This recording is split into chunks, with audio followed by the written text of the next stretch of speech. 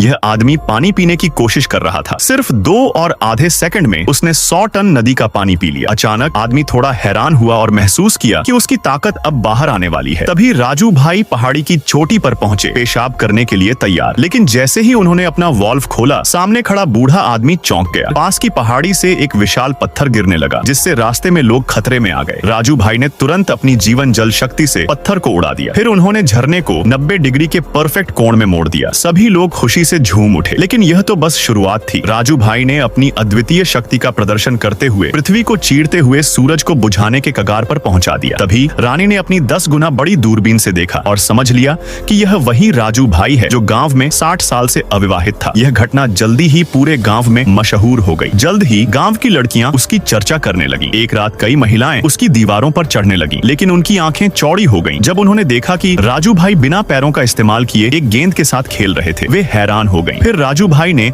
अपनी केले से गेंद को आसमान में उछाल दिया। अगले दिन पूरे गांव की महिलाएं उपहार लेकर उसके घर पहुंच गईं और जल्द ही उसके घर में उपहारों का ढेर लग गया। राजू भाई की अद्वितीय शक्तियां जल्दी ही गांव के मुखिया के कानों तक पहुंची। फिर उन्हें मर्दों की प्रतियोगिता में भाग लेने के लिए बुलाया गया। लेकिन जब उसने सामने खड़े 2 मीटर लंबे ताकतवर आदमी को देखा तो वह थोड़ा चौंक गया। वह आदमी आसानी से 1000 किलो का लोहे का गोला उठा लेता है। राजू भाई भी पीछे नहीं रहा और जब उसने 2 भारी लोहे के गोले उठाने की कोशिश की तो वह थोड़ी थकावट महसूस करने लगा। लेकिन फिर रानी उसे देख रही थी। राजू भाई को ऊर्जा मिली और उसने न सिर्फ 10 लोहे के गोले उठाए बल्कि उन्हें आसमान में फेंक दिया। इस तरह राजू भाई ने प्रतियोगिता जीत ली और गांव का सबसे ताकतवर आदमी बन गया। जल्द ही पूरे गांव की महिलाएं गर्भवती हो गईं और जैसे जैसे बच्चे बड़े होने लगे वैसे ही राजू भाई की शक्तियां उनके अंदर भी प्रकट होने लगी और वे भी राजू भाई की तरह पेशाब करने लगे। और इस प्रकार कहानी समाप्त होती है।